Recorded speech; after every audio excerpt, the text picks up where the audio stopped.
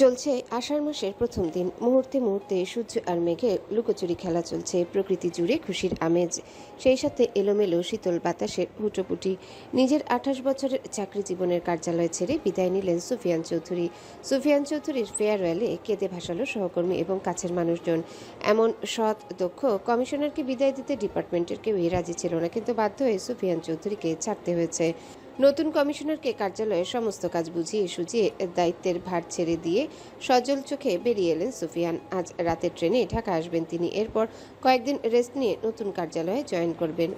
ঢাকা আসা নিয়ে রেখার চোখে মুখে যেই উচ্ছ্বাসার আনন্দ ধরা দিল, তার কিছুই দেখা গেল না সুফিয়ান চৌধুরীর চোখে মুখে। রেখা ভাবলেন হয়তো দীর্ঘ বছরের চেনা পরিচিত শহর, মানুষ, স্থান ছেড়ে যাবার জন্য সুফিয়ান চৌধুরীর মন ভার। কিন্তু আসলে কি তাই? নিজেদের ঘরের আসবাবপত্র হাবিজাবি সব একা হাতে লোক মারফত ট্রাকে তুলল রেখা। সুফিয়ান একটা নির্দেশনা পর্যন্ত দিলেন না। সংসার জীবনের অভিজ্ঞতায় রেখার যতটুকু জ্ঞান হলো ততটুকুই করলো। খানিক বাদে দুজন কনস্টেবল আর এসআই আবির মাহাতাব এলো। আবির কনস্টেবলদের হেল্প করার নির্দেশ দিয়ে কিছু খাবারের বক্স রেখার সামনে নিয়ে মুচকি হেসে দাঁড়িয়ে পড়ল। ম্যাম, আমার ওয়াইফ পাঠিয়েছে আপনাদের জন্য। নতুন বাসায় রান্না করতে করতে অনেক ঝামেলা হবে, তাছাড়া রাতের জার্নি। বলেই আবির কিছুক্ষণ নীরব রইল। এরপর ইতস্তত করে বলল, কাল গেলে কেন অসুবিধা ছিল? চিন্তিত ভঙ্গিতে আবির থেকে খাবারের বক্স নিতে নিতে রেখা প্রতি উত্তর করল, তোমার স্যারের কি যেন হয়েছে, আজকাল কেমন মনমরা হয়ে থাকছে, সারাক্ষণ কি যেন ভাবে। আবির নিজেও বিষয়টা খেয়াল করেছে। চটপটে হাসি খুশি কমিশনার সাহেব হুট করে কেমন নিশ্চুপ হয়ে গেলেন। সারাক্ষণ তাকে উদাসীন লাগে। এর হেতু আবির নিজেও খোঁজ করেছে, কিন্তু ব্যর্থ হয়েছে। রেখা আবিরের পানে তাকিয়ে বলে উঠল, উর্মিকে নিয়ে এলে না যে? আবির খানিক মেপে হেসে উত্তর করল, উর্মি 3 মাসের অন্তঃসত্ত্বা, ডাক্তার বেড রেস্ট দিয়েছে, তাই আর কি। রেখা প্রশস্ত হেসে বক্সগুলো ঘরের ভেতরে নিয়ে যেতে যেতে বলে উঠল, খুব মিস করব তোমাদের। অবশ্যই সময় পেলে ঢাকা যাবে। আর নতুন অতিথির জন্য শুভকামনা রইল। আবির ধন্যবাদ জানিয়ে সুফিয়ান চৌধুরীর তালাশ করলো। বাংলোর পাশের গার্ডেনে নির্দেশ করে রেখা জবাব দিল, বাগানেই পাবে, বিশ্রাম নিচ্ছে হয়তো। ঘর অগোছালো, হাঁটা চলার জায়গা নেই। আবির মাথা ঝাঁকিয়ে গার্ডেন অভিমুখে পা বাড়ালো। কংক্রিটের পাতানো হেলনা চেয়ারে মাথা এলিয়ে চোখ বুজে বসে আছেন সুফিয়ান চৌধুরী। কোনো কিছুই তার ভালো লাগছে না। চেনা পরিচিত ভয়, দুশ্চিন্তা সর্বদিক থেকে গ্রাস করেছে তাকে। রেখা নরম মনের মানুষ। সুফিয়ান তাকে চাইলেও খোলামেলা কিছু বলতে পারে না। সবকিছু মনের ভিতরে গোপন করতে করতে নিজেই ভেতর থেকে অসুস্থ হয়ে যাচ্ছেন। যেই ভয় ধীরে ধীরে এতগুলো বছর বুকে জমে জমে স্তূপ হয়েছে, তা যেন আরও ভারী হয়ে উঠেছে ক্রমশ। রূপকথা আর সারফারাজের বিষয়টা কিছুতে মেনে নিতে পারছেন না তিনি। সন্তানের ভালো চাওয়া অন্যায় নয়, হোক রূপকথা অন্য কারো সন্তান, কিন্তু সুফিয়ান চৌধুরী তো তাকে পেলে পুষে বড় করেছেন, নিজের সবটা উজাড় করে ভালোবেসেছেন, নিজ সন্তানের মতোই আদর যত্ন করেছেন। বাবা হিসেবে দায়িত্ব পালনেও করেননি এক বিন্দু গাফিলতি। তবে মেয়ের ভবিষ্যৎ নিয়ে হস্তক্ষেপ করার অধিকার কেন পালন করতে পারবেন না? শেষ পর্যন্ত আমাকে এভাবে নিঃস্ব করতে ফিরে এলি তুই সারফারাজ। তোর মতো হৃদয়হীন মানুষ আদৌ আর একটা মানুষকে ভালোবাসতে পারে? কিন্তু আমি বাবা হয়ে কি করে মেয়েকে বলি হতে দিব বল? রূপকথার অনিশ্চিত ভবিষ্যৎ কল্পনা করে চোখ ফেটে জল গড়াতে চাইল সুফিয়ান চৌধুরীর, কিন্তু নিজেকে কঠিন শিকলে বেঁধে চোয়াল চেপে নিজেকে সামলে মনে মনে বলে উঠলেন, তোকে আমি রূপকথার ছায়াও মারাতে দেব না সারফারাজ। মেয়েকে রক্ষার জন্য যদি সত্যি এবার তোর হাতে প্রাণ খোয়াতে হয় তবে আমি রাজি। স্যার, হঠাৎ আবিরের গলায় অল্প চোখ খুললেন সুফিয়ান চৌধুরী। এরপর নড়ে চড়ে বসে ধীর গলায় ডাকলেন, আরে আবির, এসো, বসো। এসআই আবির সুফিয়ান চৌধুরীর সামনে দাঁড়িয়ে অল্প গলা খাকড়ি দিয়ে বলে উঠল, সেদিন সারফরাজকে নিজের জীবনের ঝুঁকি নিয়ে বাঁচানো ঠিক হয়নি স্যার। বয়সে ছোট ছিলাম, নতুন চাকরিতে পদার্পণ, তাই অত কিছু বুঝিনি। আজকের মতো বুঝদার হলে আপনাকে অত বড় রিস্ক নিতে দিতাম না আমি। বলেই মাথা নত করল আবির। সুফিয়ান আবিরের পানে কিছুক্ষণ অসহায় তাকিয়ে প্রসঙ্গ পাল্টে শুধালো, এতগুলো বছর বাদে সৃষ্টিকর্তার কৃপায় বাবা হওয়ার অনুভূতি কেমন বোধ করছো? আবির বুঝলো কমিশনার রূপকথা সারফারাজকে নিয়ে কোনো কথা বলতে চাইছেন না, তাই সে প্রসঙ্গ পাল্টে জবাব দিল, আনন্দের চাইতে ভয় বেশি হচ্ছে স্যার, কারণ বাবাদের অনেক দায়িত্ব। কমিশনার সুফিয়ান আলগোছে উঠে দাঁড়িয়ে আবিরের কাজ চাপড়ালেন। এরপর সাহস দিয়ে বললেন, বাবারা হয় সুপার হিরো, বিপদ আসবেই, কিন্তু সন্তানকে সুরক্ষার দায়িত্ব বাবার। সন্তানের জন্য বাবাদের হতে হয় সিংহের মতো সিংহ, বুঝলে? আবির মাথা নাড়ালো। কমিশনার পুনরায় বলল, কটা ট্রেনের টিকিট কেটেছো? আর আসবাবপত্রের ট্রাকের সাথে কে যাবে? আবির ঘড়িতে সময় পরখ করে বলল, বিকেল 5টায় সোনার বাংলায় আসবাবপত্রের সাথে কনস্টেবল শহীদুল যাবে। কমলাপুর নেমেই নতুন কার্যালয়ের এসিপি মাহিদ সারোয়ার আপনাকে রিসিভ করে কমিশনার বাংলোতে নিয়ে যাবে। সুফিয়ান তপ্ত শ্বাস ফেলে বলে উঠল, খুব শীঘ্রই বদলি হয়ে ঢাকায় এসো আবির, নয়তো একা অনুভূত হবে আবার। তোমার সাথে মন খুলে কথা বলে আত্মিক শান্তি পাই। কথাটা কেমন অসহায়ের ন্যায় বললেন সুফিয়ান। আবির মাহাতাব মাথা ঝাঁকিয়ে আশ্বাস দিয়ে জবাব দিল, sure sir. Serpent biolab, Purbachal, Dhaka. Serpent bio pharmaceutical company খুবই পরিচিত একটি মাল্টিন্যাশনাল কোম্পানি। পূর্বাচলের বিশাল বড় জায়গা নিয়ে বছর 2 আগে নির্মাণ হয়েছে এই কোম্পানি। বাংলাদেশ সহ বিশ্বের আরও কয়েকটা দেশে নিজেদের শাখা খুলে রীতিমতো সুনাম কামিয়ে চলেছে সার্পেন্ট বায়োল্যাব, কিন্তু প্রধান শাখা ক্যালিফোর্নিয়ায়। এত নামি দামি কোম্পানি, অথচ কেউ জানে না এই কোম্পানির মালিককে। প্রথম 2 বছর এই কোম্পানি ভালো বিজনেস করলে হঠাৎ সমালোচনার তোপে পড়ে যায়। কোনো এক 27 বছর বয়সী সাহসী সাংবাদিক তার ক্রাইম রিপোর্টে এই কোম্পানি সম্পর্কে তুলে ধরেন কিছু ভয়ানক তথ্য। এই কোম্পানি নিউরো ড্রিম নামের একটি এক্সপেরিমেন্টাল ড্রাগ কালোবাজারে রাতারাতি জনপ্রিয় হয়ে উঠেছে। এই ড্রাগ নাকি মানুষকে আত্মিক সুখ এনে দেয়, কিন্তু একটা নির্দিষ্ট ডোজ পার করলেই সেটাই ভয়ানক সাইকোসিস তৈরি করে। আইনত এটা নিষিদ্ধ, কিন্তু লুকিয়ে কর্পোরেটভাবে উৎপাদন চলছে। অল্প বয়সী ছেলে মেয়ে, ভার্সিটির স্টুডেন্ট থেকে শুরু করে হীনমন্যতে ভোগা মানুষজন বেশি ক্রয় করছে মেডিসিন। সেই সাথে ধীরে ধীরে বাড়ছে অনিয়ন্ত্রিত মৃত্যু ঝুঁকি। তবে এসবের পিছনের মূল হোতা কি সেটা খুঁজে বের করাই যেন দুষ্কর। কিন্তু উত্তাল প্রশাসন হুট করে মুখে কুলু পেটে নিল। সাংবাদিক নিঝুম ইয়াসমিনের সমস্ত রিপোর্ট মিথ্যাচার এবং নিউরো ড্রিম কোনো ক্ষতিকর মেডিসিন নয়, এই মন্তব্য জারি করে দমিয়ে দেওয়া হয় 27 বছর বয়সী এই ক্রাইম ইনভেস্টিগেট তরুণী সাংবাদিককে। কিন্তু থেমে রইল না, সে পুরো উদ্যমে ড্রাগটা সম্পর্কে স্ট্রং এভিডেন্স জোগাড়ে তৎপর হলো। কিন্তু এইটুকুন একটা মেয়ে এত সাহস কোথায় পেল? কে কলকাঠি নাড়ছে এই মেয়ের পেছনে? ডক্টর রুদ্র, আপনি কোম্পানির শেয়ার বিদেশি কোম্পানির কাছে ইমিডিয়েটলি বিক্রি করে দিন, নয়তো আপনার সকল ইললিগ্যাল বিজনেস ক্লোজ হবে অচিরেই। বুঝতেই পারছেন জনগণ সাংবাদিক মেয়েটির পাশে আছে। কথাটা বলেই সাফিন হায়দার গলার টাইয়ের নট ঠিক করতে ব্যস্ত হলো। সাফিন হায়দার এর মুখ পানে তাকিয়ে রুদ্র দাঁত কটমটিয়ে উত্তর করল, 1-2 দিনের প্রজেক্ট নয় এটা। কত কোটি কোটি ডলার খরচ হয়েছে এটার পেছনে, হিসেব করেছেন কখনো? আপনাদের গাফিলতির জন্যই এসব হচ্ছে, নয়তো এত বড় সত্য উন্মোচন হলো কি করে? রুদ্রের ধমকে ধীর লয়ে সাফিন হায়দার উত্তর করলেন, আপনি ভুল বুঝছেন ডক্টর। কোম্পানিতে এমন কেউ নেই যে ভেতরের তথ্য লিক করবে। তাহলে এই মেয়ে জানলো কি করে? ভূত এসে তার কানে কানে বলে গিয়েছে? সাফিন হায়দার কোনো উত্তর না করে মাথা নিচু করে বসে রইল। রুদ্রের চোখ জোড়া কেমন আগুনের ন্যায় জ্বলছে। ঠোঁটে একটা সিগারেট ঠুসে লাইটার দিয়ে আগুন ধরাতে ধরাতে রুদ্র বলল, কোম্পানির শেয়ার চেঞ্জ করার ব্যবস্থা করুন। ডেভিল কিং কোম্পানির হয়ে আমি শেয়ার কিনে নেব। আমার কোম্পানির শেয়ার অন্য কারো কাছে আমি কখনোই বিক্রি করব না। আপাতত শো অফ করার জন্য বড় বড় বিজনেসম্যানদের আমন্ত্রণ করুন। সার্পেন্ট ল্যাব এর শেয়ার কেনার টাকা বাংলাদেশের বিজনেসম্যানদের অবশ্যই হয়নি। বলেই বাঁকা হেসে হাতের ইশারায় সাফিন হায়দারকে চলে যেতে ইশারা করল রুদ্ররাজ। সম্মতি জানিয়ে সাফিন হায়দার চলে যেতেই তিতকুটে বিস্বাদ সিগারেট অ্যাস্ট্রেতে চেপে উঠে দাঁড়ালো রুদ্র। এরপর নিজের পার্সোনাল হ্যাকার ডেভিনকে কল করলো। Find out who is helping the girl. ঢাকার স্টক এক্সচেঞ্জ মার্কেটে রুদ্ররাজের সার্পেন্ট বায়োল্যাবের শেয়ার নিলামে তোলা হয়েছে। আশেপাশের মানুষজন পারলে রুদ্রকে মাথায় তুলে রাখে, এমন দৃশ্য নজরে লাগছে।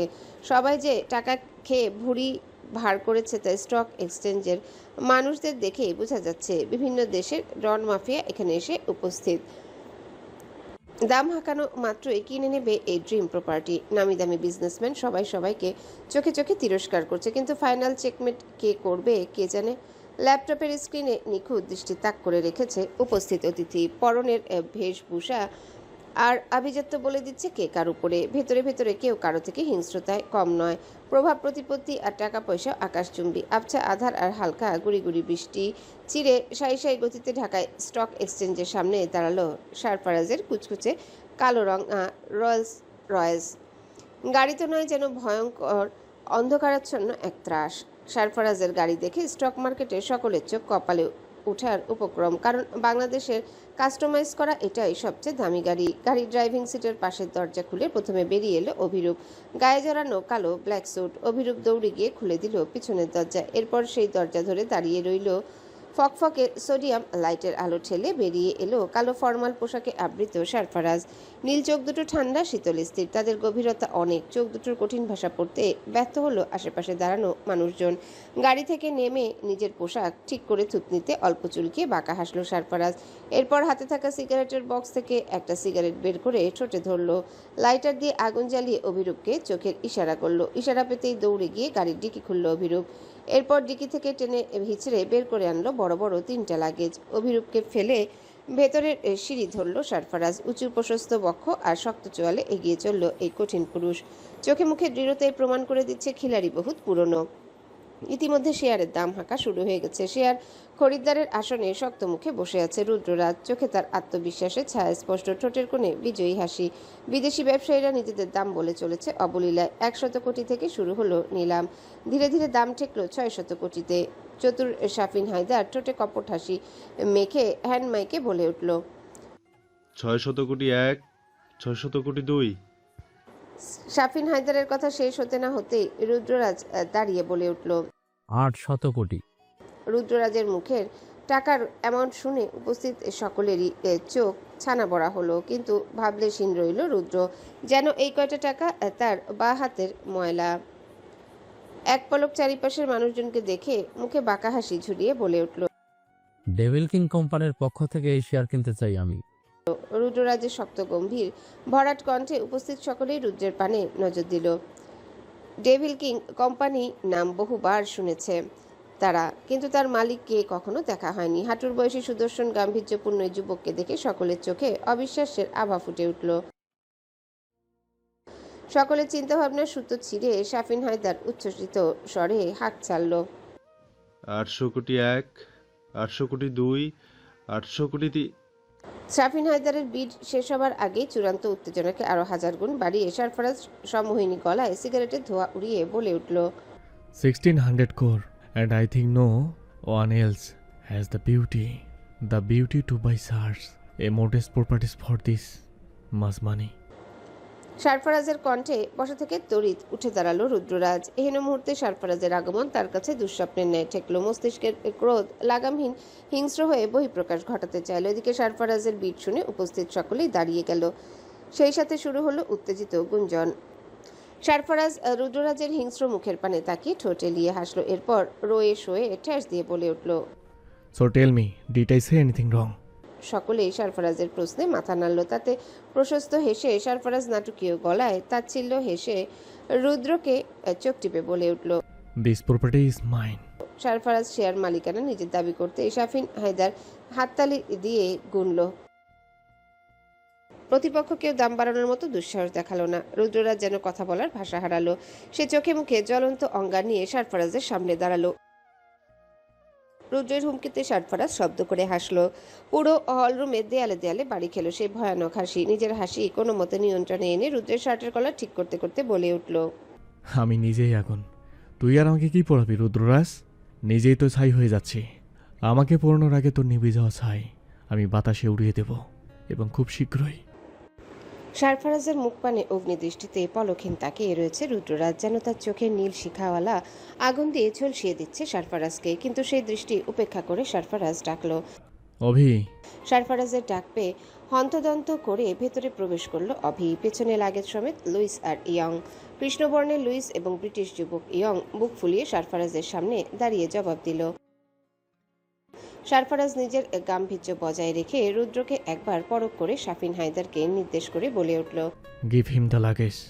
সারফারাজের আদেশ পেতেই দুজনে বড় বড় পা ফেলে লাগেজগুলো নিয়ে শাফিন হায়দারের সামনে দাঁড়ালো। চকচকে চোখে লাগেজগুলো রিসিভ করে শাফিন হায়দার বলে উঠল, open the luggage.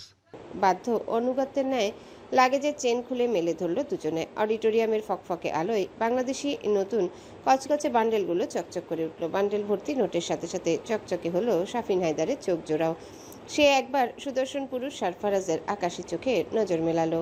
Sarfaraz Shafin হায়দারের মনোভাব বুঝতে পেরে মাথা দোলালো। হাসি ফুটল শাফিন হায়দারের মুখে। পুরো দৃশ্য নজর এড়ালো না রুদ্ররাজের। সে ঠিক বুঝল শাফিন হায়দারই সেই কালপিট এবং তার কারসাজিতে নিজের তিল তিল করে গড়ে তোলা ড্রিম প্রপার্টি সারফারাজের হাতের মুঠোয় চলে গিয়েছে। রুদ্র শাফিন হায়দারের মুখ পানে তীক্ষ্ণ নজর বোলালো, কিন্তু শাফিন হায়দার নিরুত্তাপ রইল। এই মুহূর্তে রুদ্রকে যেন কোনো মানুষই মনে হচ্ছে না তার কাছে। কিছুক্ষণ আগেই যে শাফিন হায়দার রুদ্ররাজকে সারসার করতে করতে মুখের ফেনা তুলে ফেলছিল, এখন সেই শাফিন হায়দার যেন তুচ্ছ-তাচ্ছিল্য করতে ভুলছে না। তাকে গিরগিটির মতো শাফিন হায়দারের রং পাল্টানো দেখে রুদ্র বিড়বিড় করে বলে উঠল, you will die Shafin Haider. I will give you a death so brutal you could not even imagine it. নিজের স্বপ্নের পতন দুচোখে সহ্য করতে পারল না রুদ্র। দাঁতে দাঁত পিষে হাত মুষ্টিবদ্ধ করে সারফারাজকে হিংস্র গলায় বলে উঠল, এর ফল কতটা হৃদয় বিদারক হবে তা দুঃস্বপ্নেও তুই ভাবতে পারবি না সারফরাজ। সেদিন দুটো অপশন খোলা থাকবে তোর সামনে, ডু অর ডাই। আর দাঁড়ালো না রুদ্ররাজ। হনহন করে বেরিয়ে এলো। রুদ্ররাজের হুমকিতে কিছুক্ষণ স্তব্ধ রইল সারফারাজ। এরপর মনে মনে ভাবল, হারানোর মতো কিছুই কি আর অবশিষ্ট আছে? ডু আর ডাই অপশন থেকে আমি ডুই বেছে নেব, and the final checkmate will be mine. রুদ্ররাজের প্রস্থান নেবার পর মুখে প্রশান্তির হাসি ঝুলিয়ে সারফারাজের পানে দৌড়ে এলো শাফিন হায়দার। পারলে সারফারাজকে মাথায় তুলে নাচত এই মুহূর্তে সে, কিন্তু এত বড় লম্বা চওড়া মানুষকে এক চুল শূন্যে তোলার তাকত নেই তার। সারফারাজের সামনে এসে শাফিন হাত কচলে চোখের ইশারায় বলে উঠল, আমার নাম? শাফিন হায়দারের লোভাতু দৃষ্টিতে তাকিয়ে রহস্যময় হাসল সারফারাজ। এরপর ওয়ালেট থেকে একটা ঠিকানা বের করে ভারী গলায় বলল, আগামী সপ্তাহে এসো, সব কিছুতে ভরিয়ে দেব। ঘচঘচ করে কোম্পানি শেয়ার সারফারাজের হাতে তুলে দিয়ে শাফিন হায়দার বলে উঠল, কাজটা করতে অনেক কাঠখড় পোহাতে হয়েছে। যা ডিল হয়েছে তার থেকে দ্বিগুণ অ্যামাউন্ট চাই আমার। সারফারাজ মাথা ঝাঁকিয়ে প্রতিউত্তর করল। শিওর? এরপর হাতের কড়কড়ে পেপারগুলোতে নজর বুলিয়ে প্রাপ্তির হাসি হাসলো সারফারাজ। অভিরূপ টাকার লাগেজ শাফিন হায়দারকে বুঝিয়ে সারফারাজকে বলে উঠল, ভিড় বাড়ছে, আমাদের যাওয়া উচিত। প্লেটে এক কাপ সম ভাত আর অল্প সবজি ডাল নিয়ে কেবলই রাতের খাবার খেতে বসেছে মায়া। সারফারাজ এসব দিয়ে ভাত খেতে চাচ্ছে না। ছেলেটা আজকাল খাবার নিয়ে বড্ড জ্বালায় তাকে। সারফারাজের সাথে কথা বলতে বলতে ঝটপট হাতে এক লোকমা ভাত মুখে তুলতে একজন নার্স এসে খবর দিয়ে গেল, তোমার ছেলে এসেছে। যদি রাতের বেলা একটু চিৎকার চেঁচামেচি করেছো না, তাহলে কিন্তু ইলেকট্রিক শক আর ইনজেকশন দুটোই দেব, ঠিক আছে? নার্সের কথায় মুখের ভাত পড়ে গেল মায়ার। প্লেটে হাত ঝাড়া দিয়ে লুকাবার জায়গা খুঁজতে ব্যস্ত হলো। সাহায্য প্রার্থনার জন্য চারিপাশে সোহানাকে খুঁজলো। সোহানা নেই। আজ দিনে ডিউটি করেছে সে, রাতে আসবে না। তবে উপায়, কে বাঁচাবে তাকে ওই রাক্ষসের হাত থেকে? উপায় না পেয়ে বিছানার উপর কাঁথার নিচে গুটিসুটি মেরে শুয়ে রইল মায়া। কিন্তু কান দৃষ্টি দুই সজাগ রইল। অল্প সময় গড়াতে ক্যাচ ক্যাচ শব্দে খুলে গেল দরজা। টাইলসে জুতার খটখট আওয়াজ। কেউ হিমশীতল ঠান্ডা ভয়ানক গলায় বলে উঠল, এখানে কেউ যাতে ডিস্টার্ব করতে না আসে। মুখ বন্ধ রাখতে যত টাকা দরকার ততই গেলাম, কিন্তু একটুও গড়বড় হলে সেটা আমি মানব না, বুঝেছেন? এপাশের ব্যক্তি ভয় মিশ্রিত কণ্ঠে উত্তর করল, আধা ঘন্টার সময় পাবেন, যা করার করুন, বাকিটা আমি সামলে নিব। বলেই প্রস্থান নিল। মায়া পুরো কথাগুলো শুনল, কিন্তু তার অবোধ মস্তিষ্কে কিছুই ঢুকলো না। ধীরে ধীরে পায়ের আওয়াজ ভারী হলো। মায়া স্পষ্ট টের পেল কেউ তার পাশে দাঁড়িয়ে আছে। মুহূর্তে ভাতের থালা ঝনঝন শব্দে মেঝেতে ঝংকার তুলে নাচতে লাগলো। অধিক ক্রোধে কেউ ছুঁড়ে মেরেছে তা। মায়া তবু এক বিন্দু নড়ল না। সে ঘাপটি মেরেই রইল। মায়ের এহেন আচরণ মনোপুত হলো না উপস্থিত মানুষটার। মুখে কপাট হাসি ঝুলিয়ে কাঁথা সমেত মায়ার চুলের মুঠি ধরে তুলে বসালো। ব্যথায় কুকিয়ে উঠতে চাইল মায়া, কিন্তু ইলেকট্রিক শক আর ইঞ্জেকশনের ভয়ে ঠোঁট টিপে সহ্য করলো। বিছানা থেকে মায়াকে তুলে ফ্লোরে ছুঁড়ে মারল হৃদয়হীন মানুষটা। মেঝেতে হুমড়ি খেয়ে পড়ে দাঁতের আঘাতে ঠোঁট কেটে ফালি হলো মায়ার। অবুঝ মায়া মুখ চেপে ধরে চিৎকার করে উঠল, বাবা সারফারাজ, তোর মাকে মেরে ফেললো এই শয়তানটা, তুই আমি বাঁচাবি না? বলেই ছোট বাচ্চার ন্যায় কেঁদে ফেলল মায়া। মায়ার কান্নায় ক্রোধের পাল্লা তত্তর করে বাড়ল হিংস্র ব্যক্তির। সে হাঁটু মুড়ে মায়ের সামনে বসে শক্ত হাতে মায়ার চিবুক চেপে ধরে হিসিস করে বলে উঠল, তোর ছেলে আমার কত বড় ক্ষতি করেছে জানিস? তোর ছেলে আমার স্বপ্ন ভেঙে গুঁড়ো গুঁড়ো করে দিয়েছে। কি ভেবেছে তোর ছেলে? আমার সব কিছু কেড়ে নিয়ে চলে যাবে আর আমি বসে বসে আঙুল চষবো? শোন বুড়ি, এই রুদ্ররাজ কখনো কারো কাছে হারতে শিখেনি। সুবান চৌধুরীর নাতি আমি। আমার গায়ে কার রক্ত বইছে জানিস তো নাকি? চাইলেই এখনই তোকে মেরে টুকরো টুকরো করে তোর ছেলের কাছে পাঠাতে পারি। কিন্তু নেভার। এত তাড়াতাড়ি তোকে আমি মারব না। খেলা যে আরো অনেক বাকি। তোর ছেলের সব কিছু আমি কেড়ে নেব তোকে কবজা করে। তুই যে আমার তুরুপের তাস মায়া চৌধুরী, উফ সরি ফুফুমণি। কথাগুলো বলেই কিটকিটিয়ে হেসে উঠল রুদ্ররাজ। রুদ্রের ভয়ানক হাসি পাগলা গারদের প্রত্যেকটা দেয়ালে দেয়ালে বাড়ি খেয়ে ভয়ানক গা ছমছমে অনুভূতি সৃষ্টি করলো। রুদ্রের হাসিতে মায়া ভয়ে কুঁকড়ে গেল। এরপর ও করুণ গলায় বলল, আমার ছেলেকে মেরো না, ও ছোট, ব্যথা পাবে আমার ছেলেটা। রুদ্র হাসি থামিয়ে চোয়াল শক্ত করে মায়ার চিবুক আরেকটু শক্ত করে চেপে ধরে উত্তর করল, ব্যথা দিব বলেই তো এত এত আয়োজন ডিয়ার ফুফুমণি, নয়তো এতগুলো বছর কেন বাঁচিয়ে রেখেছি তোমাদের। রুদ্রের এসব কথায় হিংস্র হয়ে অবুঝ মায়া নিজের হাত দিয়ে চট করে আঘাত করতে চাইল রুদ্রকে। তার মতে রুদ্র পৃথিবীর সবচাইতে বাজে আর পচালক, তাই মায়ার সিদ্ধান্ত নিয়েছে রুদ্ররাজকে সে মেরে ফেলবে। কিন্তু মায়ার হাত রুদ্রের শরীর স্পর্শ করার আগে শক্ত করে চেপে ধরে কট করে মায়ার হাতের কবজি ভেঙে দিল রুদ্র। অসহনীয় ব্যথায় চিৎকার করে উঠল মায়া। প্রশস্ত হাতে মায়ার নাক মুখ চেপে ধরে রুদ্র বাঁকা হেসে বলে উঠল, হ্যালো বন্ধুরা, পরবর্তী পার্ট খুব তাড়াতাড়ি আসবে, তো সবাই অপেক্ষায় থাকো। আর চ্যানেলটি যারা এখনো সাবস্ক্রাইব করোনি তারা পরবর্তী পার্ট দেখার জন্য চ্যানেলটি সাবস্ক্রাইব করে রেখো। ধন্যবাদ সবাইকে, আমাদের সাথেই থেকো।